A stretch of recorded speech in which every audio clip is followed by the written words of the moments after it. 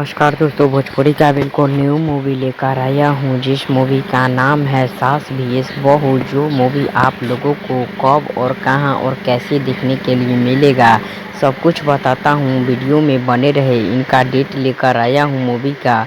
तो हम बता दें, यह मूवी आप लोगों को देखने के लिए बहुत ही नज़दीक सिनेमा हॉल घरों में आप लोगों को देखने के लिए मिल जाएगा। और कैसे और कहां पे हम चलिए बताते हैं, डेट बताते हैं कब रिलीज यह मूवी कर दिए जाएंगे। इससे पहले मेरे चैनल को लाइक कर चैनल को सब्सक्राइब कर दे। सास भी इस बहू मूवी आप लोगों को बहुत ही देखना पसंद करते हैं। जैसा कि आप लोग नाम फिल्म का सुनते ही समझ ही पा रहे होंगे, सास भी इस बहू मूवी जो आने वाला है इसमें बहुत ही झगड़ा झंझट यानी बहुत ही केस कैसा जैसा कि गांव परिवार के साथ होता है वैसा ही यह मूवी बनाया गया है। तो मेरे चैनल को लाइक कर चैनल को सब्सक्राइब करें और वीडियो को लाइक कर दी ताकि भोजपुरी का और खबर पता चल सके। जो कि दोस्तों यह मूवी काजल राघवानी का यह मूवी आने वाला है, लेकिन इनसे पूरा डेट क्लियर निकलते आगे चल गए।